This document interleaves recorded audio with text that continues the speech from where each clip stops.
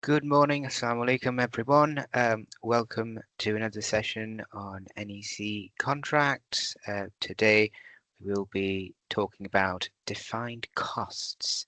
The presenter here today is Mr. Waleed Tariq. Waleed is an NEC consultant, but I will let him introduce himself. This webinar is being delivered together with Association of Muslim Project Managers. So over to you, Waleed. Good morning, everyone. Thank you very much, Raja, for giving me the platform. This is going to be an incredibly exciting presentation, and I think it's an area that hits close to home for a lot of NEC users. It's going to be based on defined cost. And as I'm sure most people are aware, it's probably one of the most contentious areas within defined cost. The client and the contractor are always likely to agree or disagree on some things on what constitutes defined cost or what doesn't. But we'll get into all that good stuff in a second. So firstly, who am I? I'm a NEC user, like most of you. I've used most NEC ECC options, A to E, and I've got significant experience with most of them. I worked for major consultancies, ACOM and Mott MacDonald, and then last year I went on to form my own consultancy specializing in NEC contract management. In a nutshell, I help consultants, clients, contractors avoid disputes and understand NEC better. So let's move on. So why should you care about any of this? As we know, defined cost in contract is the most common source of disputes, and it's quite contentious. Understanding and mismanaging defined costs can lead to significant financial losses, issues, audit issues, and significantly damaged project relationships. I've seen contractors lose millions because they didn't understand the defined cost, and I've also seen clients overpay millions because one side didn't understand defined cost and there was a significant knowledge gap. So this is going to be an incredibly detailed presentation. Please bear with me, but if there's one takeaway you'll get is that you'll understand better and you'll be able to challenge it more adequately on site. What I will say is that there will be a dedicated Q&A session at the end. However, if there is any questions related to the on the screen, please ask away. It's always good to have a discussion rather than me just talking away. So at the end of this session, you'll be able to most importantly, enhance your commercial awareness and your audit skills and financial control within the project itself. And you'll also identify common pitfalls, areas, or examples of disputes. And I'll share best management, effective management practices that we can use going forward as well. Here's a quick check-in. This is open questions to the room. So how confident are you that your contractor's cost submissions can survive an audit tomorrow? How confident are you that you are managing it correctly? And have you ever had a dispute because of unclear contractor cost records? The contractor may argue that something does constitute defined cost, whereas you as a client may not be of the same opinion, or vice versa. Are you confident about the difference between defined cost and fee? Do you know what disallowed costs are? If, like me, for the most part, starting off your NEC journey, you cannot differentiate between most of them. Well, by the end of the session, I promise you, you'll at least be able to tell the difference, and it's a good starting step.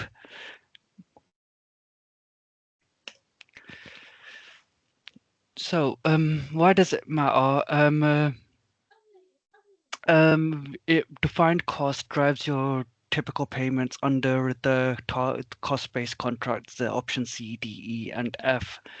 It's used for assessing all compensation events.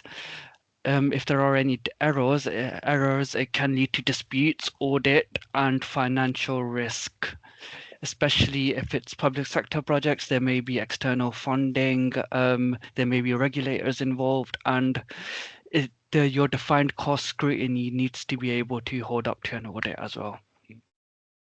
If for any reason your project does terminate before scheduled, defined cost is used to assess your valuation or termination.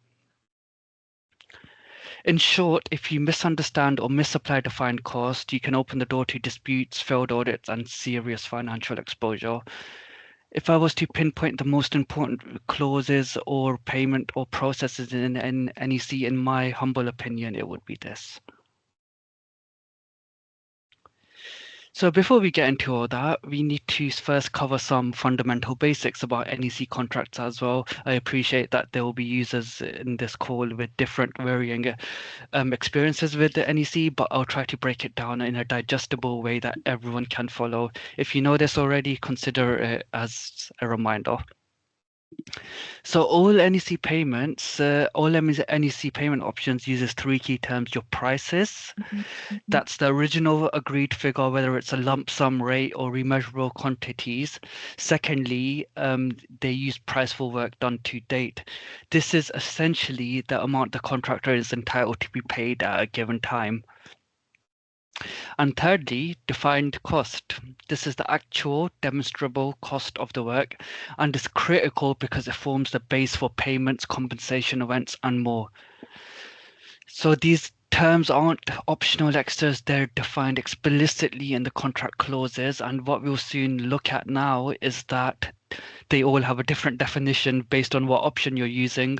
What happens commonly on site is that contractors or clients may assume that they understand it without checking the definition for the option you're using. As you'll be able to tell, this is fundamental. So as you'll start off, your options A's and B's, which are your fixed prices. Option A is a lump sum bill of, your option B is a bill of quantities, and your C is a target cost contract. Option D is a target cost contract with bill of quantities, and a cost reimbursable contract is an option E. Option F is a management contract, but we're not going to focus too much on it today.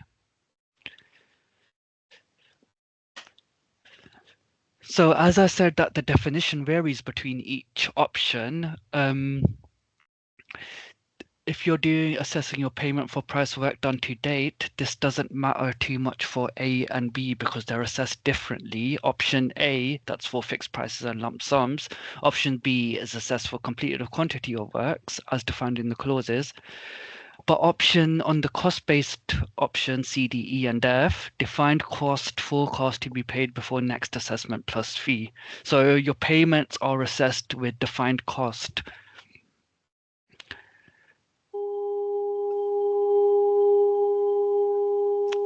There's a bit of background noise coming in from someone. Okay, perfect. It's gone now. So on options C, D, E, and F, your defined cost is assessed to use your payment. So it's critical you do understand this. With options A's and B's, it's only used for compensation event. So as you can see, our table is developing. This is hopefully giving you a better understanding on how defined cost explicitly is defined or managed under each option. So it's used to assess compensation events in all options, but it's only used to assess your price work done to date, your payments, your monthly payment cycles, if it is monthly in C, D, E, and F.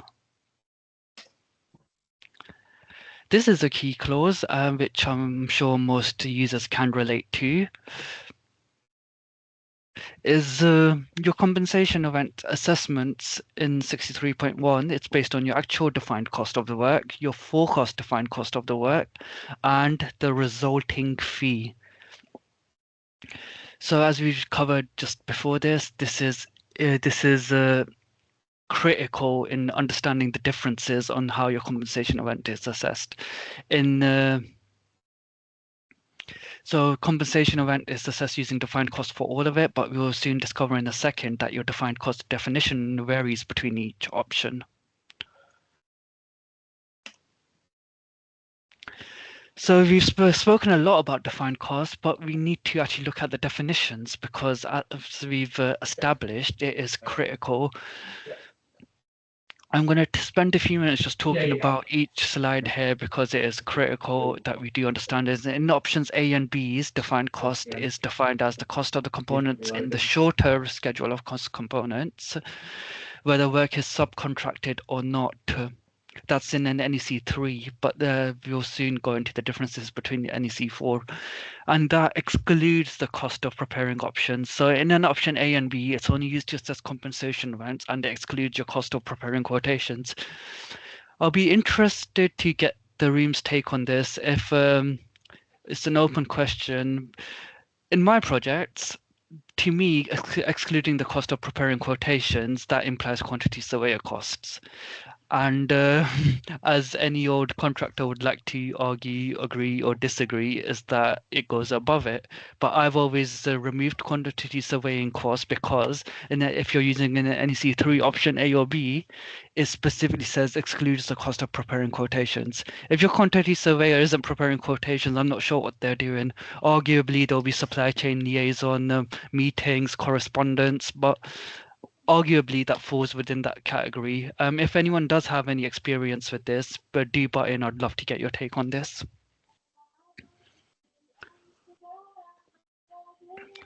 But as you look at the difference between NEC 4, it's been amended because as you can see, this is arguably contentious and it's not going to go down well. So in NEC 4, it's been removed. It does now include quotations. So me as a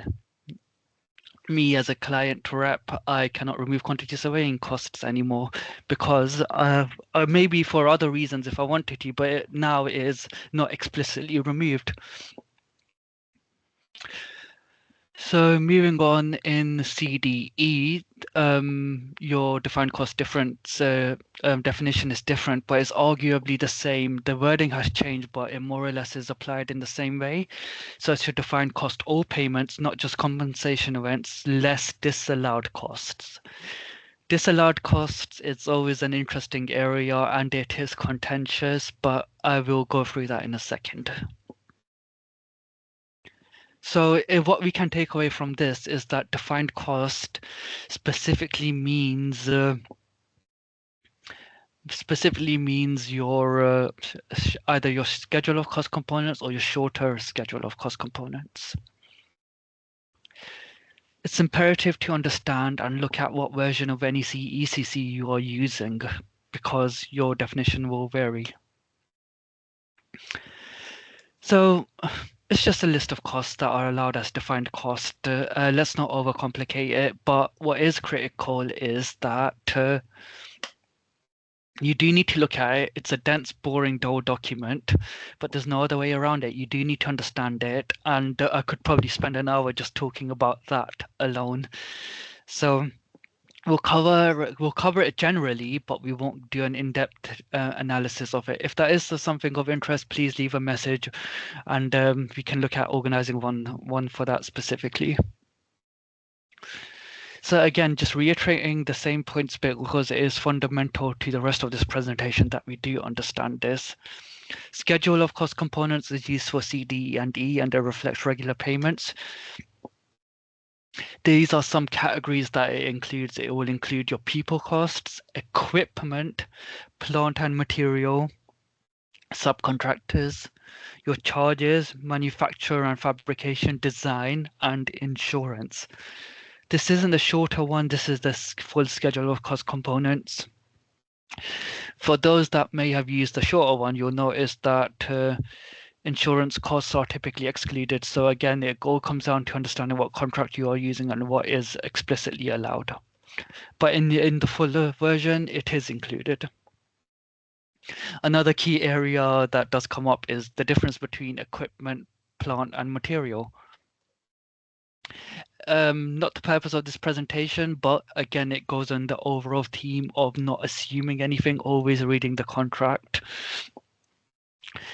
This is probably a butchered definition of equipment, but it generally includes things that are not intended to be left behind and are used to deliver the works, whereas plant and material or would be the opposite, whereas it would be something that is to be left behind after you've delivered it.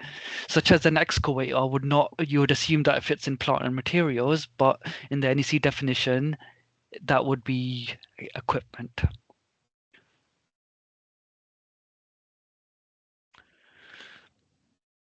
So moving on to your short schedule of cost components, it's been renamed from shorter to short schedule of components in NEC4. Again, used for options A and Bs only for compensation events, and it's simpler, less detailed. The reason behind that is it's to reduce the administrative burden on it, and it's only used to assess compensation events. So it's been drafted to reflect that.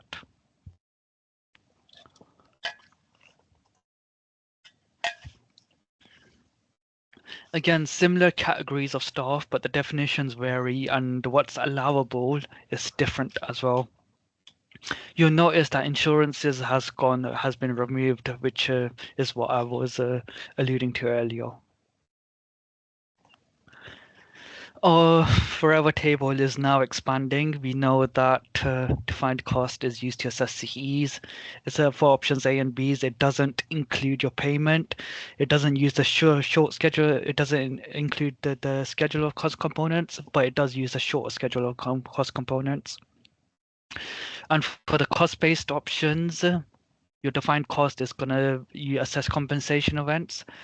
It can use the full schedule of cost components. The reason why there's a tick on the shorter schedule of cost components is that by agreement, you can choose to use the short schedule of cost components. That is rare. I don't quite see the purpose of doing it, but if there is more familiarity with it, or if you are assessing compensation events per se, you can choose to use that, for instance. But generally speaking, it is the full schedule of cost components. So this is quite interesting. Who here understands fee? Because fee, in my opinion, is something that's spoken about, but it's not fully understood. There may be a common misunderstanding that your defined cost payments may include for overheads and profits allowance. That is incorrect. It's meant to put the contractor in a cost neutral position before the event happened itself. Your fee covers your profit and overhead allowances. So you, as a humble auditor, are going through it, and if you see things that aren't market costs or don't seem to reflect actual costs, I would challenge it, because that is arguably what your fee is for.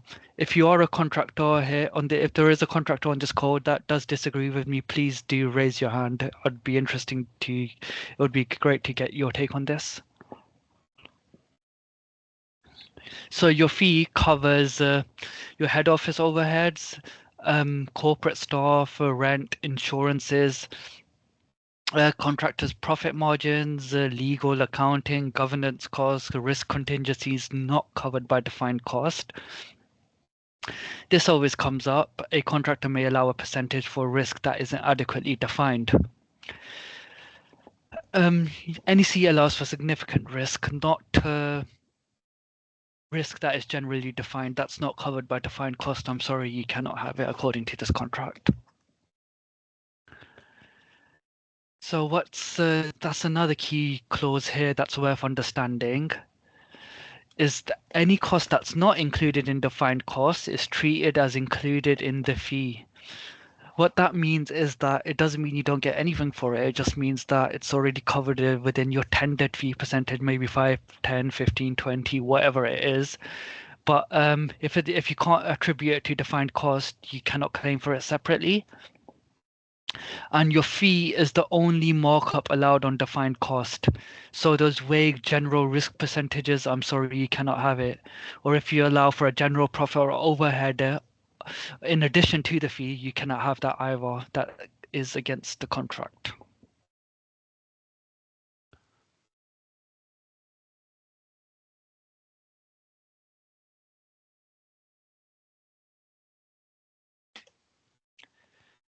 So as with everything, which is a common theme within this presentation and within NEC, is that never assume anything. You should always check the definition of everything. It differs between the version you're using and it differs between the payment version you're using.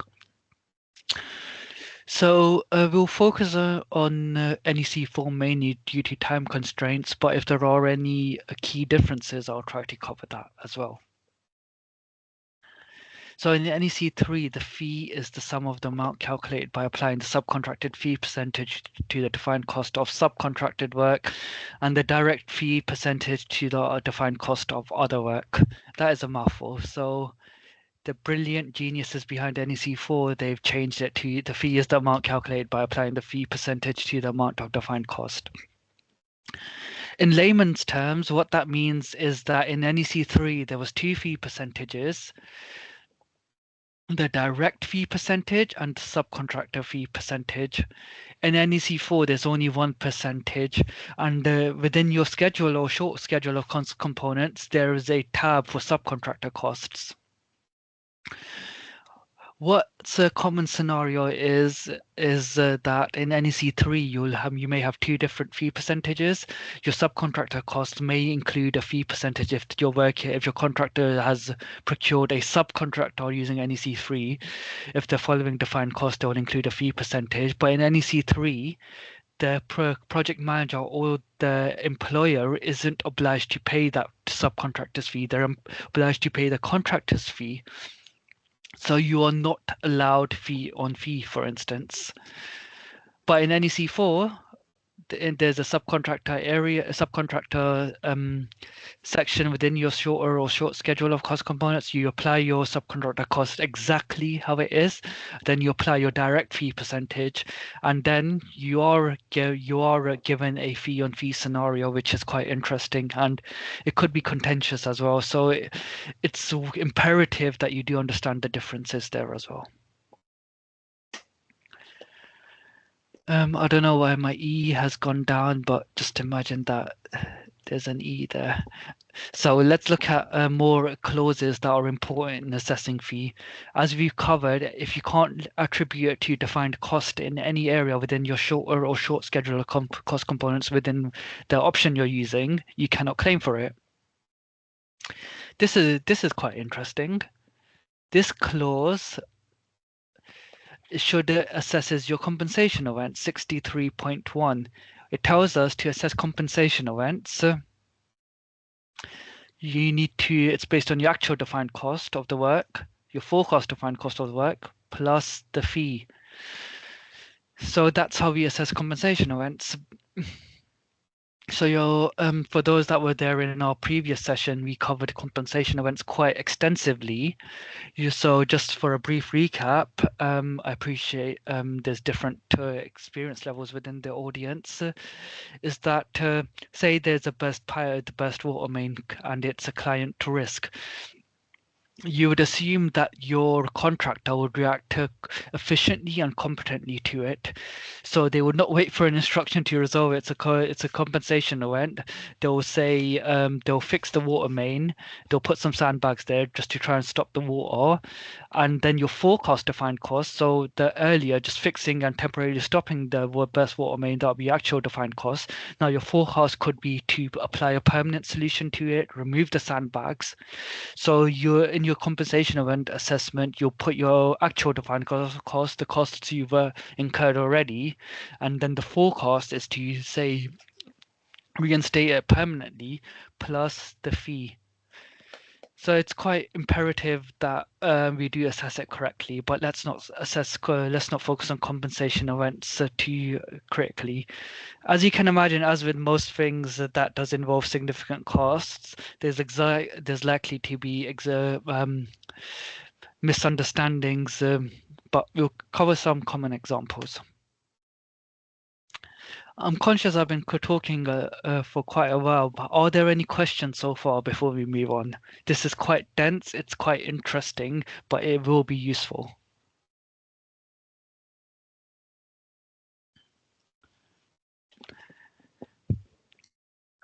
Okay, perfect. Let's carry on if there aren't any questions. So here are some common misunderstandings of fee. Contractors cite labor wages. Is it in defined costs? Yes, and your fee does get applied. I always quite enjoy this one when this comes up. Head office support that are not in the working area. It's not directly defined by cost, but it's covered by the fee, which means you cannot claim for it separately. This may include admin staff, for instance. Of course, a contractor may disagree with that, and they might disagree quite profusely. That's because their admin staff may be used for, say, there's a compensation event, there's admin staff to, I don't know, prepare the assessment and prepare the assessment, look at other things related to liaise with the supply chain. But I would argue that's a quantity surveyor's cost. Is there a duplication of costs? So as you'll soon see, a cost can only be applied to one category or another, and you cannot have duplicating costs. I will always like to see a breakdown of roles and responsibilities and assign deliverables with the compensation event. If I've had in-depth discussions per se with contractors about assigning different tasks and deliverables to each people cost element to ensure that there is no overlap here. What often gets neglected is the working area. If they're not in the working area, they cannot claim it, but your working area definition may differ. If it's been extended to include working from home, for example, this is a common issue in NEC3 contracts where your working area may only include the site.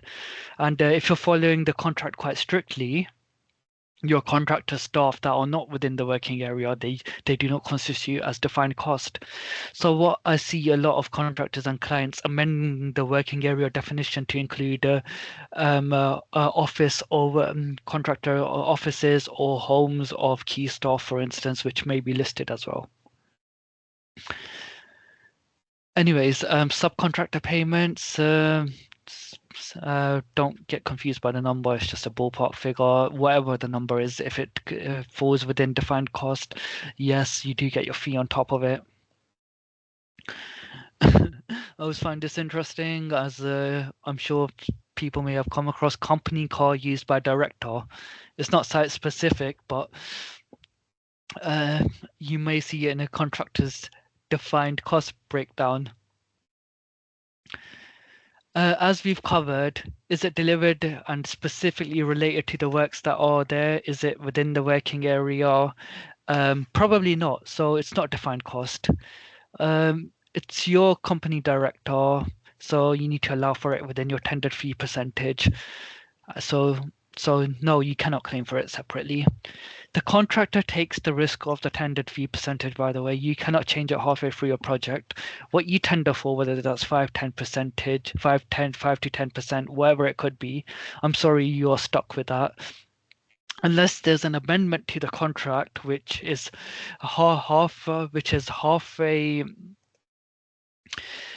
which is very unlikely, there generally is not any changes to the fee. Here's a key example. Abortive work costs. This isn't a client-led abortive cost. The client hasn't stopped the work.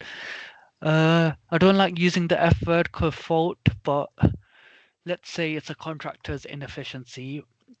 So their subcontractor doesn't turn up, their personnel leaves site for whatever reason, the material doesn't show up, and they've had to abort the work. Is it defined cost? No, because your contractor does not get paid for inefficiencies. As you'll soon cover, it's a disallowed costs, but that will be later on in a few slides. So far we've covered defined cost, we've covered the short and the full schedule of cost components, we've covered the different payment options, we've covered the fee, but this presentation would not be complete without covering off my favorite topic, disallowed costs, which is strictly limited to the cost-based options C, D, E, and F. Here's a trick question for the group. The project manager if the project manager and the contractor agree, rates or lump sums are used to assess the changes to the prices. So does the fee get applied on top? There are no right or wrong questions here, but I'd love to hear your take on this. Please feel free to just jump in.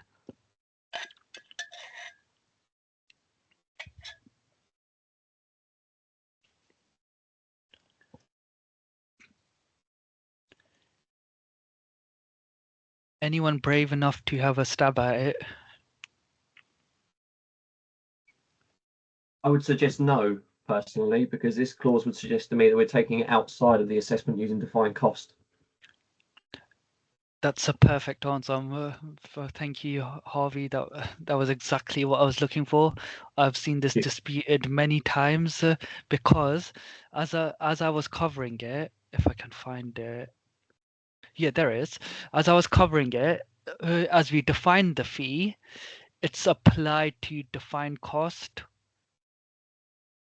So if we're not using defined cost, and if you're using rates and lump sums, the fee does not get applied to it. Arguably, there are no rules to this. The contract is silent. The contract is silent on the rules for agreeing rates and lump sums. So the rules are by your discretion, whatever you agree. If you'd agree to put the fee on top of it, although it's beyond my understanding why you would do that, but there may be specific scenarios where the contractor can demonstrate that they haven't allowed for overheads and profits within their prices already. So if you're following the contract, you are not obliged to give the fee on top because it only applies to defined cost. As I've mentioned earlier, defined cost is to establish a cost neutral position. That's why the contract allows for your overhead and profit on top in the form of the fee. If you're using rates and lump sums, arguably that may include profit margins baked within the rates and prices already. Okay, let's move on. Understanding disallowed costs. Disallowed costs are quite contentious, and it's also one of the strongest cost control mechanisms you can use in cost-based contracts. Clients or employers, this provides a safety net for clients or employers to ensure that they're not paying for the contractor's mistakes. They will to some degree, but because that is the nature of the contract you've signed up to, but anything that isn't defined for it. So this will prevent the contractor from being paid for costs resulting from their own inefficiencies, failures, or mismanagement. This highlights that the project manager is empowered by the contract to deduct these costs from the payment, ensuring that the contractor cannot pass on mistakes to the client. This reinforces that the clause is not subjective, it's contractual and is specifically defined to avoid any ambiguity. So what are disallowed costs? As the theme running throughout this presentation, we need to define everything in order to understand it. It's costs that are not justified by the contractor's accounts and records. It should not have been paid to a subcontractor or supplier in accordance with the contract.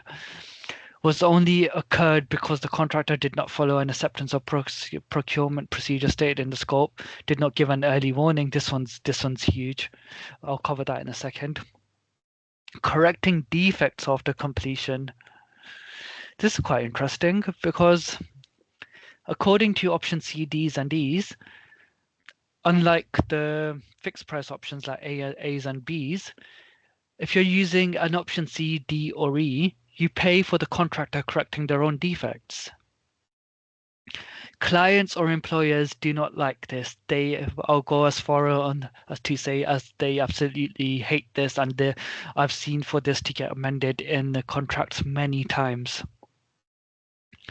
Rightly or wrongly, it's there in the contract. So if I was a contractor and I've made a defect or I've caused a defect, it is in my interest to get that rectified before completion. In other words, as soon as possible, because once the project manager certifies completion, that then becomes a disallowed costs. So that is quite interesting, and always I like to see how that plays out on site. So correcting defects caused by the contractor not complying with the constraint on how it is to provide the works.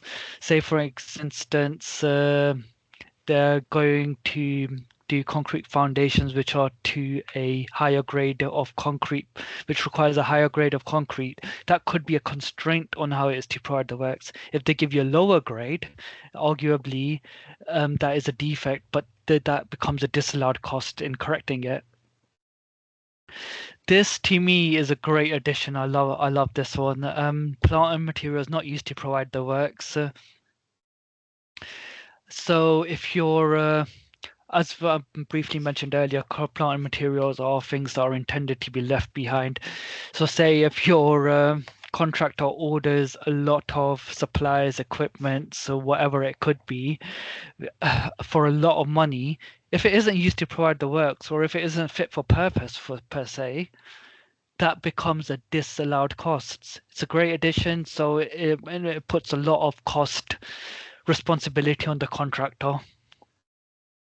So resources not used to provide the works. This could be your excavator, for instance, which are not taken away from the working area, which when the project manager requested, your excavator is there for 2 weeks on site. If it takes you 4 weeks to off-hire it, the project manager does not need to pay for that extra 2 weeks.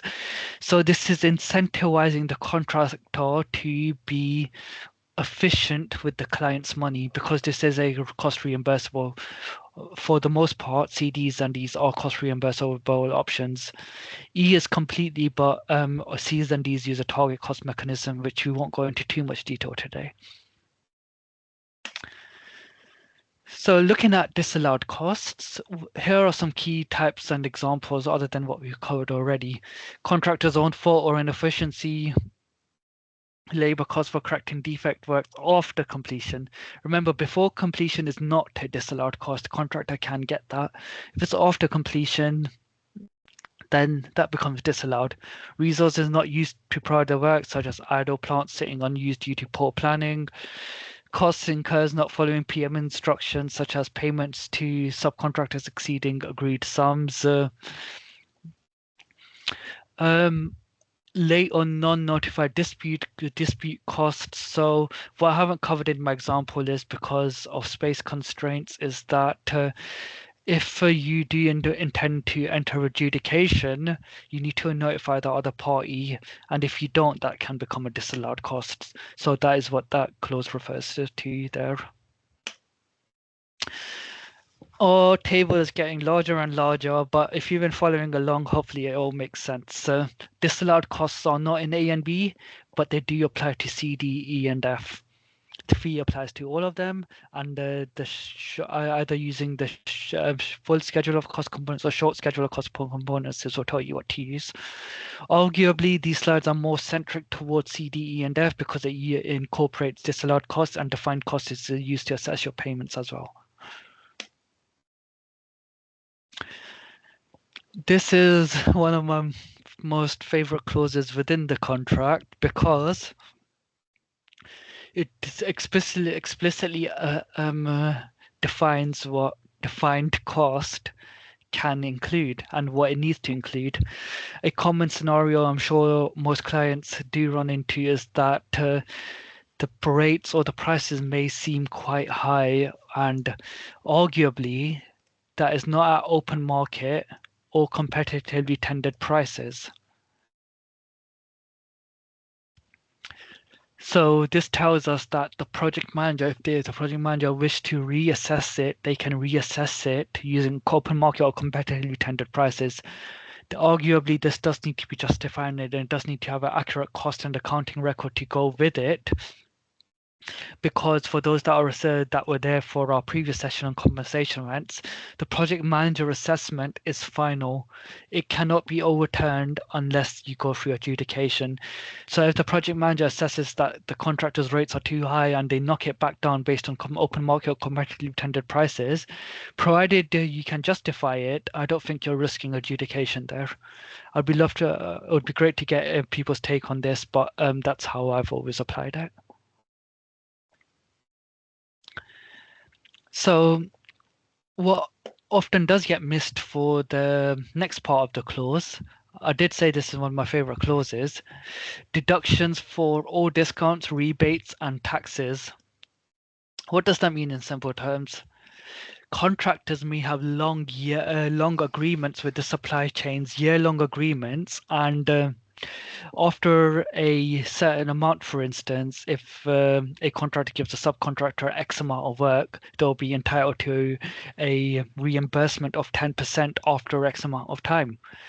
Does the client see this? Probably not.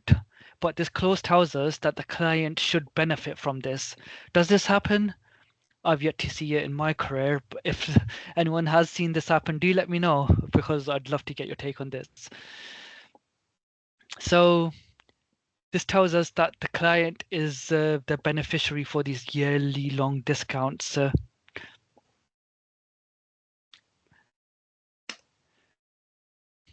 Which ties in very nicely to our next point, is that in the cost-based option C, D, E, and F, the contractor keeps the records of parts of defined cost proofs that the payments have been made. So it's open book contracts. Do you remember that in the C, D, and F? And the contractor is required to include for payments to subcontractors and any other records that the works information or scope states. The contract allows the project manager to inspect at any time within working hours the accounts and records for which he is required to keep. As we covered earlier, if the contractor cannot provide records for any of their costs, and if the project manager cannot inspect at any time, that becomes a disallowed cost. Here we go. It's the first one there. It's not justified by the contractor's accounts and records. So the project manager can inspect at any time. If the project manager cannot allocate it to its source within the contractor's cost system, that can become disallowed. This is incentivizing the contractor to keep adequate cost records. So it's quite clear what the issue with this is going to be. Not all contractors have great cost record systems. There are different sizes from SMEs to large multiple tier 1 contractors, and they all have their own internal cost record systems. So in order to be collaborative, it may be a good idea to establish what you'd like to see at the start of the project when you're auditing these things, because going down the line, according to this, if you cannot inspect it, it cannot be traced. If there is no proof that the payments have been made, that can become disallowed. This can become very contentious very quickly, so it's good to establish these ground rules at the start.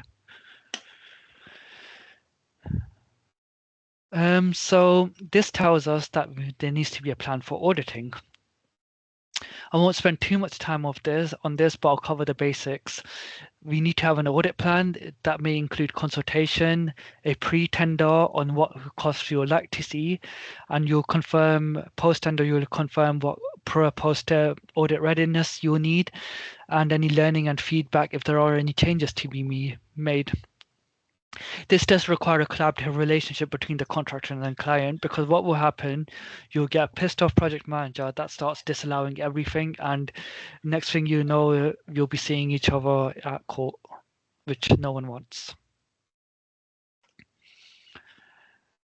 So here are some key actions that you'll need to do if you're on the cost-based contracts. You'll need to understand defined cost, and you'll need to confirm the contractor's cost allocation. And post-contract, because we need to inspect at any time and there needs to be proof of payments, as you've just covered, we need to agree on an audit plan. The NEC doesn't specifically say audit, but it's a common sense requirement. And if you interpret the clause correctly, open book audit readiness, then there is a clear requirement for there to be for the cost to be auditable. This may include the project manager's role. The project manager needs to understand the contractor's accounting system and processes, compare against the contract, identify gaps, risks, and weaknesses, and recommend improvements to strengthen controls. This is worth doing at the start because the last thing we want is for disputes to happen. So more key steps is that it's going to be very time consuming for the project manager to review all of their costs. So generally, it may be a good idea to apply the Pareto principle, which is the 80-20 rule. Maybe have a select margin of the costs so that give you a good sample of the range. And maybe you could look to reduce it as the confidence grows and the relationship improves. But this is at your discretion. These are just some tips that could work for you. So disputes are quite common, and as I said, disallowed costs and defined costs are contentious. Cost records is arguably one of the biggest areas. As you covered, it can be unclear cost records, weak accounting system, company-wide discounts not applied because the contractor should be able to benefit from it. Does it happen in practice? I've yet to see it. Your final accounts could get dragged out, meaning that there's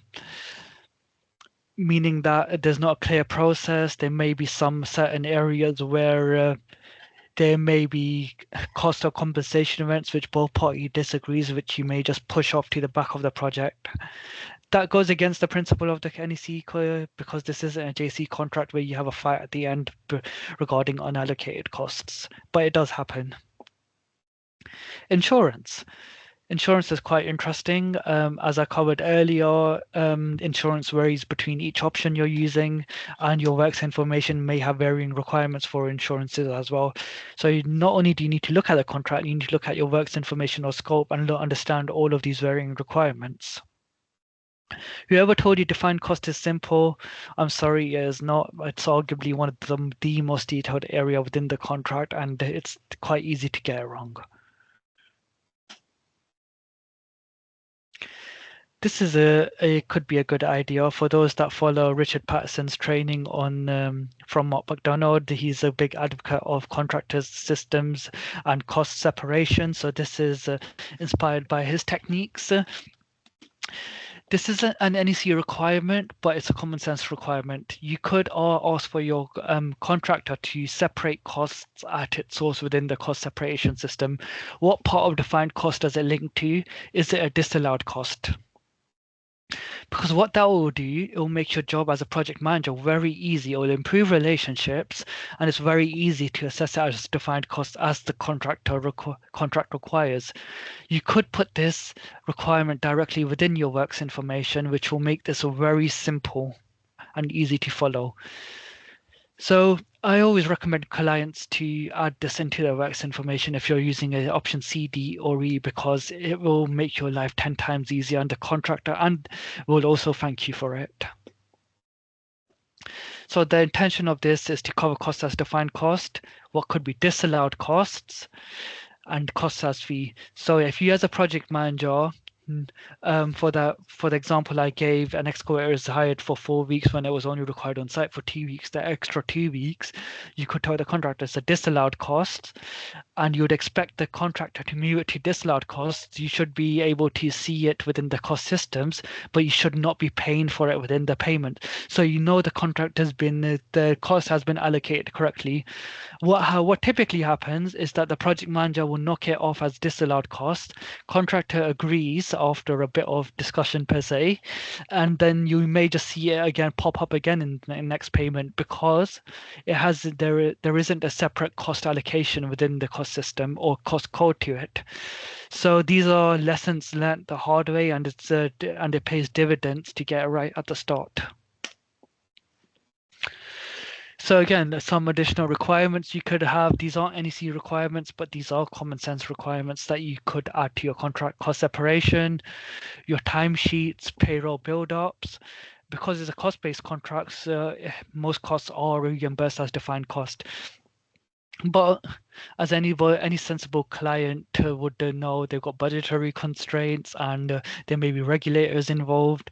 So they would like to know if a contractor is about to spend a significant amount of money before they get a bill for it. So you could include this requirement within the scope is that the client needs to be notified for large purchases, i.e. it could be whatever number you want, more than 5,000, 50,000, whatever it could be. And subcontractor contracts, that's quite important because the client will essentially pay for the contractor's subcontractor on a monthly basis. So if you don't like the contractor's risk allocation or how the contractor is set up, why don't you include it in your contract for you to have a review procedure and you can suggest changes as necessary? What can happen is that you may get a back-to-back contract which passes all the risk from the contractor to the subcontractor. This shouldn't be a rule of thumb. Anything or everything you do needs to be done with careful thought and consideration. So the project manager can accept or reject procedures. You could add this into your contract. Rejection if procedures fail to demonstrate defined cost. I am a big advocate for this. This is worth adding into every contract, in my opinion. It should give the project manager the ability to reject a certain cost if it doesn't meet the definition of defined cost. This isn't in the contract, but it's implied within the contract. But as with anything that's implied, it could, if there's room for doubt, if there's room for subjectivity, it will be disputed and it will be discussed. So why not make it explicitly clear? So as part of your tender, you can also ask for defined cost procedures to be submitted. So the discussion is had up front and not after a contract award. So you can also evaluate the defined cost procedures based on tender returns as well. So cost shouldn't be your only metric, because if you don't agree this up front, this will be disputed later on. So in summary, defined cost is more where most projects lose money, and you need to have an audit-ready plan.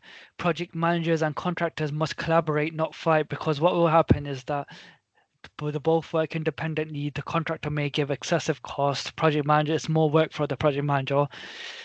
Take some time to establish these procedures at the start and get it right. So again, controls, systems, records, and clarity. That almost brings us to a close. If you're quite keen, I've written a few articles on project managers' assumptions on our website, so please do have a look.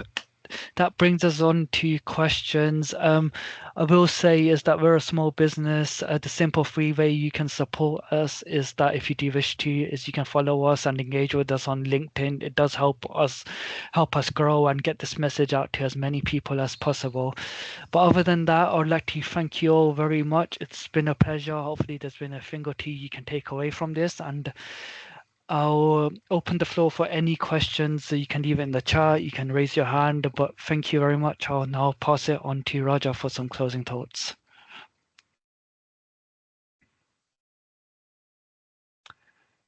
I was on mute. Thank you, everyone. Thank you so much, Walid, for the webinar. Do we have any raised hands? Any questions the Reid want to pose to Walid? We've got 5 minutes. Got some comments coming through about whether the slide deck would be shared. So that is down to Walid. It is within our rights to share the recording. Walid, are we making available the slide deck as well?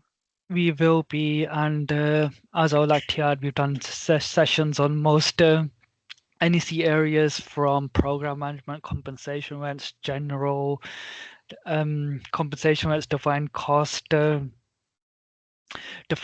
so it will all be there, and I'll share it with Raja to be shared with the group as well, and the past recordings are also available. What I will say, if there are any other areas you would like addressed, do let us know. I'm open to feedback. We're open to feedback if it could be interest. If you want more information on the short or full schedule of components, if there are any specific NEC areas, questions or concerns, do let us know. There's a question about the website address. So I have written the incorrect address for yourself, Lead, which I will correct now. So It's on the screen as well, if you'd It is like on the it. screen as well. So there's obviously Waleed Associates, which is Waleed's business. And then for further webinars, you can also join the Association of Muslim Project Managers. The registration is absolutely free. You can go onto the website or the LinkedIn page. Also, there's a LinkedIn page for Waleed Associates as well that you can have a look at. Another question from Ibrahim. Salam Waleed, are there any further sessions that are going to be available? I think we had an original scheduled series at the start. I think this is our last one, but I will be, if there is enough interest, do another series, which could cover the same ones again, or we could explore different areas or different dispute areas per se. But yeah, to be confirmed, but we'll keep you all posted. Brilliant. But if there are any other questions, any areas that you would like for us to explore with Waleed, or even if it is a bit of a discussion session, a bit of an information share, a bit of an experience share, please let us know, and we can look into setting something up. So Bashir asked, are there any other webinars available? Yes, they will be made available on the AMPM website, so the Association of Muslim Project Managers website would have them available. Fatima's got her hand up. Hi, sorry, my chat's not working, but I just had a quick question. I'm quite new to NEC. Would we potentially have any series where we could go back to the fundamentals and really basics about NEC for those that are just starting off? Yeah, I'll take this question if that's okay. Absolutely, there's a lot of resources. There's beginner guides as well. So what I can do is that I'll share some resources with yourself as well. And just as a starting point, the past webinars we've done as well, they will really help you to understand it. So hopefully that would be a good place to start. And if there are any questions, we're more than happy to help. Raja is also an NEC practitioner, certainly not speaking for him, but I'm sure that he'll be able to assist as well, or you can reach out to myself too. Right, thanks. Brilliant. Just conscious of time as well. Any last questions, last thoughts? Silence is golden. Brilliant. Thank you so much, everyone, for attending. Thank you so much, Waleed, for going through this webinar series and for investing time and effort into it. Really appreciate that. Fantastic. Thank you, everyone. And Cheers. we can bring Bye-bye. this to a close now. All the best. Thank you.